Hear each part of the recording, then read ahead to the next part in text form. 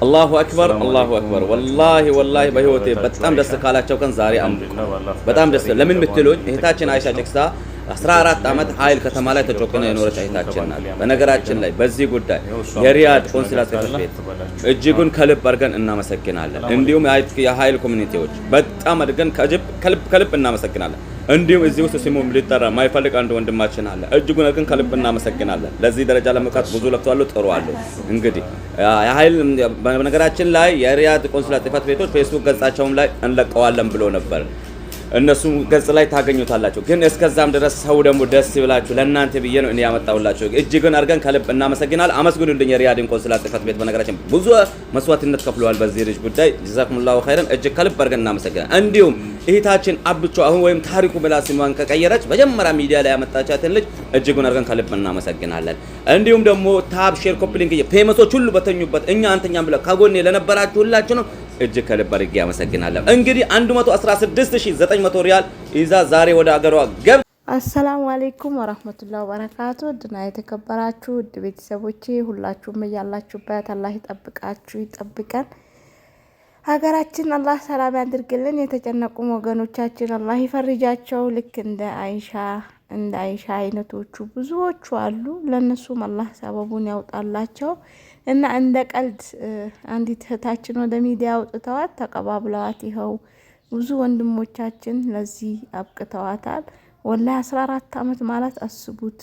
አንድ ሰው በስደት ስንት አላማውን አሳክቶ አልፎ ተርፎ አገሩን ገብቶ ወልዶ ህይወቱን የሚያጣጥምበት ጊዜ ላይ ነበረ እና እሷ ግን በስደት አንድ ቀን ሳትደሰት በደሞዝ ይሁን ከቤተሰቡ አይሁን እንደው እስር ቤት እንኳን በአንድ በኩል እስር ቤት ነኝ ብሎ ሰው እረፍት ያደርጋል። እሷ ግን ደንዝዛ ይኸው እንደዚህ ቁጭ ብላ አልሐምዱሊላህ አላህ ያለቀን ሀቋ ወጥቶ 100 ምናምን ሺህ ሪያል 116,000 ሪያል ይዛ እንግዲህ ወደ ሀገሯ ገብታለች። ብሩንም ወደ ቤተሰቦቿ አስተላልፈውታል አሉ። ማሻአላህ በጣም ነው ደስ የሚለው። ከኤርፖርትም ደግሞ ስትገባ የሚያሳይ ቪዲዮ አለ፣ አስገባላችኋለሁ እና በጣም ነው ደስ የሚለው ወላሂ። አልሐምዱሊላህ ምስጋና ላንተ ይሁን ያ መውላ አሻግር ቀኝ ስኬትን ልብስ ያደረገ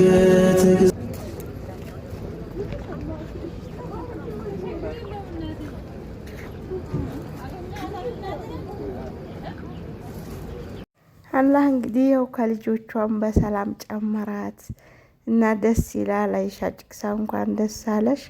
ቀሪ ዘመንሽን አላህ በደስታ በአፍያ የምትኖር ያድርግሽ። እንደኛም ቆርቶን ቅጥቅጥ አርገሽ እንድትበይ እንኳን ለሀገርሽ በቃሽ እና ወላሂ በጣም ነው ደስ የሚለው። አቡ ጃፈር ጀዛህን አላህ ይክፈልህ። ቲክቶክ ላይ ብዙ ጊዜ እሷን መረጃ ተረስታ ስትቆይ ያመጣ ብቅ እያረገልን ምን እያለልን ይኸው መጨረሻውንም እስከ ደስታው ድረስ አሳይቶናል። አንዳንዴ ሰው ለሰው መድኃኒት ነው፣ ወገን ለወገን ደራሽ ነው የሚባለው እንደዚህ ነው። አሁን እቺ እህታችን ወገኖቿ ባይረባረቡላት፣ መልካም ወንድሞቻችን እህቶቻችን ባይረባረቡ እቺ እህት እንግዲህ እድሜ ልኳን እዛ ቤት ላይ አላህን የማይፈሩ አሰሪዎች ገጥመውባት እድሜ ልኳን እዛው በስብሳ መቅረቷ ነበረ። አልሐምዱሊላህ በሆነ አጋጣሚ እንግድነት በሄዱበት ነው እንግዲህ አንዲት እህታችን ቀርጻ የፖስተቻት ለ12 ዓመት ደሞዝ አልተቀበለችም፣ ምንም አይነት ከቤተሰቧ ማትገናኝ ምናምን ብላ ትንሽ ቪዲዮ እኮ ነው። የዛሬ ዓመት ነው ስንት? ኧረ የዛሬ ዓመት ይበልጣል፣ 2 ዓመት ምናምን ይሆናል። ከሌላ ኑር ሰቦ በፊት ይሁን በኋላ እንጃ። እኔም ብዙ ቪዲዮ ሰርቼባት ነበረ እና ይኸው አሁን ላይ ደግሞ አላህ ጊዜውን ጠብቆ ብሯ ተሰጥቷት ገንዘቧ ለሀገሯ በቅታ ከልጆቿ ተጨምራለች። ከዚህ በላይ የሚያስደስት ነገር የለም።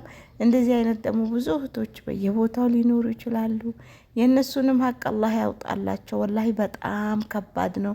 እኔ ለምን እንደሆነ አላቅም። አንዳንድ ሰው አረመኔነቱ በየወሩ ደሞዟን ቢሰጧት ቢያንስ ስልክ በይሰጧት እንኳን በየሳምንቱ በየ15ቱ እንኳን አነሰ ቢባል በየወሩ እንኳን አንዴ ከቤተሰቦቿ ቢያገናኟት ምን አለበት? ባልቸገረ ሰራተኛ እሷ ብትሄድ ነገ ሌላ ሰራተኛ ይመጣል።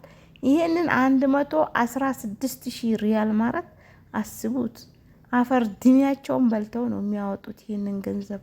እና አንዳንድ ሰዎች አውዙ ቢላ በጣም እኔ እንጃ ብቻ አላህ እንዴት አድርጎ እንደሚቀጣቸው ወላሂ አላቅም። እቺን ምስኪን ከሀገሯ ልጆቿን፣ ቤቷን፣ ትዳሯን ሁሉ ነገሯን ጥላ የወጣችው እንግዲህ ስለቸገራት ነው። ማንኛችንም ስለቸገረን ነው የወጣ ነው ስደት ወጥተን ደግሞ እንደዚህ አይነት መጥፎ አሰሪዎች ሲገጥሙብን በጣም ከባድ ነው።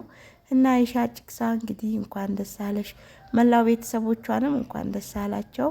ወላሂ በጣም ነው ደስ ያለኝ። አልሐምዱሊላ ሀገሯን በሰላም ስለገባች እንግዲህ አላህ ደግሞ በሰላም የምትኖር እስካሁን ድረስ የተሰቃየችው ስቃይ ለበጎ መሆኑን ተረታ ሰብር አርጋ የምትኖር አላህ ያድርጋት።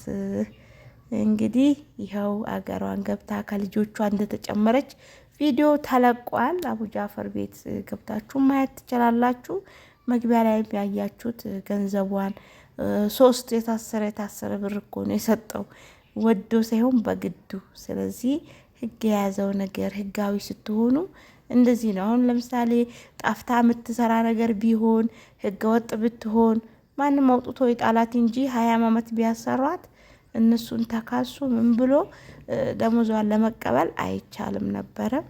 እዛው ቤት ላይ ኮንትራት ቤቷም ላይ ሰብር አርጋ ትግስት አርጋ ቁጭ ብላ ይኸው አልሐምዱሊላ ለዚህ በክታለች። ግን ሰብሯ እንጃ ከልክ በላይ ነው። እኔ የአንድ ወር ደሞዜ ራሱ በቃ በጊዜው ካልሰጠችኝ ወይም ደግሞ መላክ ትፈልጊያለሽ ወይ ካላለችኝ ወላሂ እንዴት እንደሚጨንቀኝ አምጦ መልልም። ግን ጭንቀቴ ቢስሚላህ። እኔ ሴትዮ ደግሞ አልሐምዱሊላ እስካሁን ድረስ ስኖርባት ወላሂ ራትብ ወርደዋል።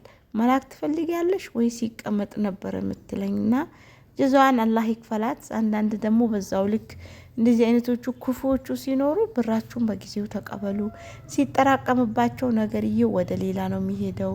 ስለዚህ ደሞዛችሁን በጊዜው እየተቀበላችሁ ማስቀመጥ፣ መላክም ካለባችሁ መላክ፣ ማድረግ ያለባችሁን ማድረግ ነው። ስለዚህ እናንተ ያንን ቤት የገባችሁት የእነሱን ምግብ ፈልጋችሁ ሳይሆን ያው በላባችሁ ለፍታችሁ ገንዘብ ልታገኙ እስከሆነ ድረስ ግዴታ ደሞዝ መቀበል ግድ ነው።